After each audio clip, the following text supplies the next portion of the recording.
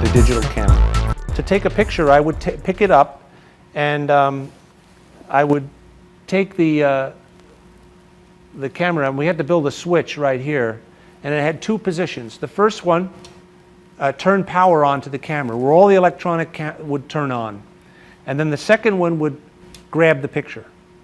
And then after the picture was grabbed, it was read out in about 50 milliseconds and digitized and stored in a digital memory card, which was contained down here. And so it was captured then, but it wasn't stored then. I needed a more permanent form of storage. And so the only more permanent form of digital storage I had available to me at the time was digital cassette. It took about 23 seconds to record, and the tape would hold 30 images. Steen Sesson invented digital camera in 1975 when he was working at Kodak company. Kodak shelved this idea fearing this would affect their roll film business. With this one bad move, Kodak became bankrupt in 2012, and that ended the 120 years of glorious history of George Eastman's Kodak company. This is Sudhindra SG, and welcome to the third episode of FTII workshop on history of cinema. And today we will go through some key moments in the history of photography.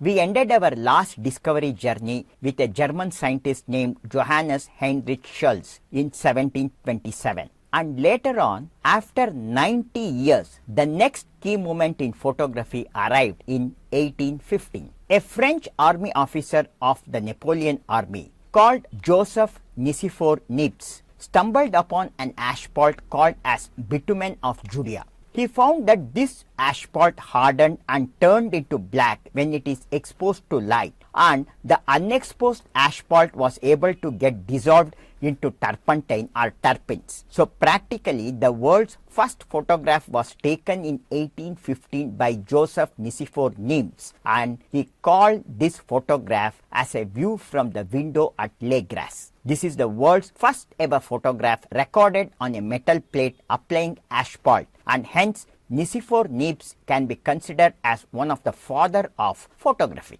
To work on this technique, Niepce collaborated with a stage artist who worked on creating sets for dramas. His name was Louis Jacques Mande Daguerre.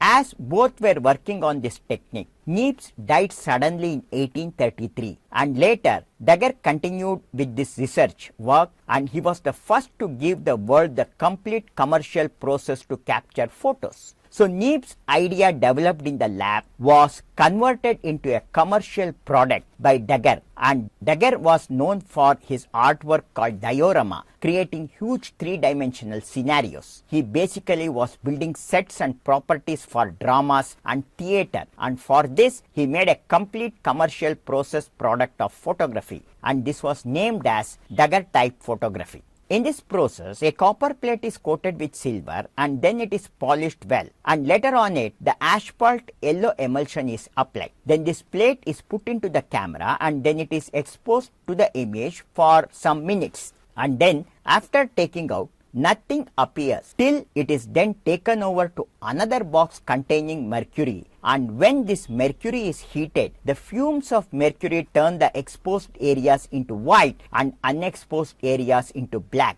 and we then take it out and we have our finished photograph. Then again it has to be fixed by washing it in fixer to remove the unexposed silver. And further, to preserve the silver on the photograph getting tarnished, the plate was packed inside a glass frame and was made totally airtight. Daguerre presented this idea to France, and French government immediately made this technology open for anyone in the world except for England, as Englishman has to pay a fees to French government to use it.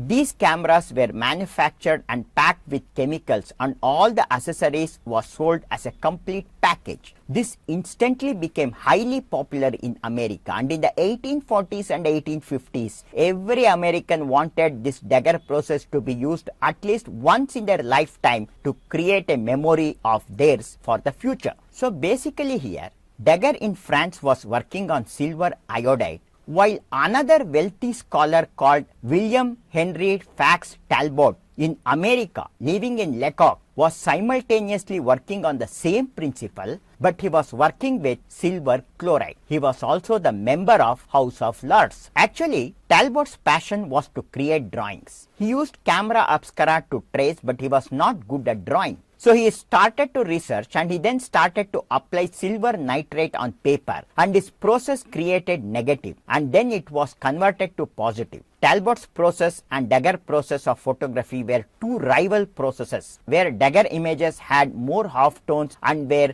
more smooth and soft, while it could not be replicated. But Talbot images was very contrast and harsh, but they were able to get it replicated as it had the negative positive process. So then the world at that time had a desire to have the reproductive future of Talbot type with the quality of the halftone images of Daguerre type. So to achieve this in 1851, another inventor by name Frederick Scott Archer invented another process called as wet collodion process, where you can get both negative and positive combination, or also you can directly get the positive also on the plate. When coating was done on a glass, it generated a negative, and later putting another bromide paper in its contact and exposing it to sunlight for few minutes created the positive. Now this process of Archer replaced both Daguerre and Talbot type, and in 1860s to almost 1900s, this kind of cards called as photographic van were very popular, as to take a photograph they had to carry the entire lab with them, and this had become one of the most popular business model in America and Europe. So at that time, people started to feel that if your journey or tour is not photographed, then it means you have not really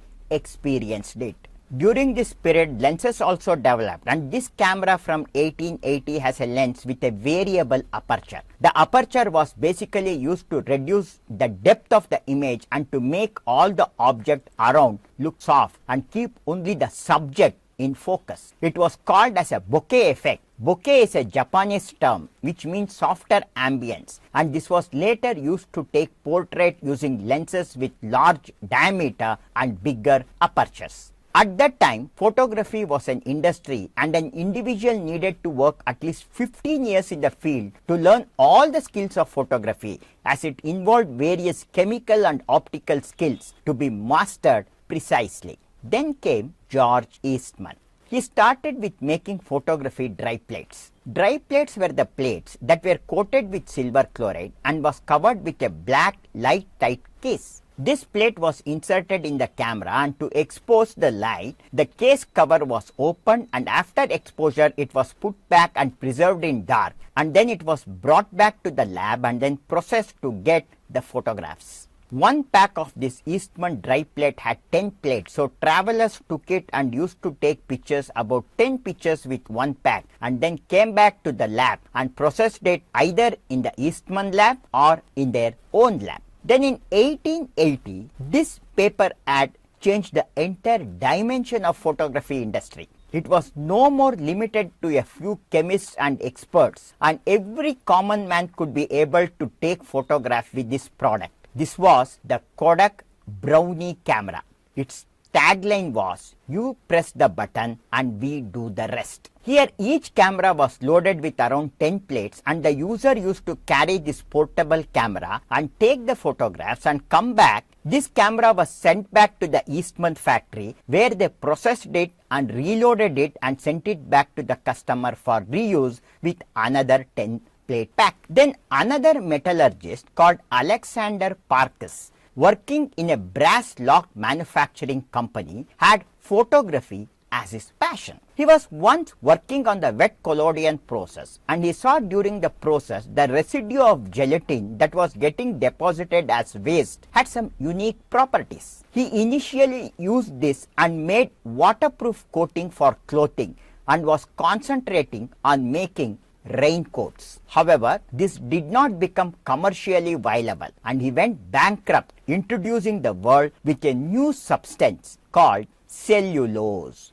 Later, George Eastman, once while traveling to Birmingham, was given the brief about Alexander Parkhurst as a lesson to him about how inventor failed to become industrialists. As he was coming back, he got stuck, and just to pass time, he visited a forging factory which was abandoned by Alexander Parkhurst, and there he saw this material, cellulose. Immediately he got the idea, why can't I replace the glass in photography plates with this cellulose?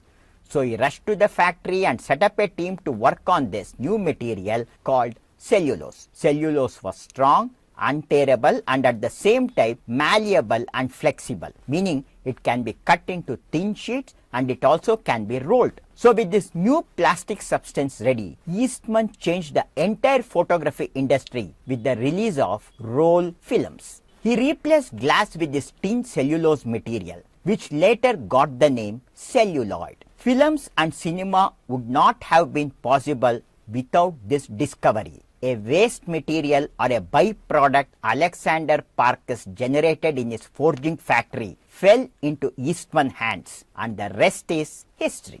So the journey of photography history come to its conclusion with George Eastman. He then released the world with the first portable roll camera, Kodak, and roll films. And with this, the entire photography industry changed. Every family could now have a camera and were able to capture moment of their life on this celluloid. Now all these processes were generating still images. We could only see pictures as still, and it could never move. So the next human desire was to make the photographs move, or to capture movements, create action. How this desire of human to capture movement was fulfilled, this let us explore it in our third episode called Human Perception. Thank you.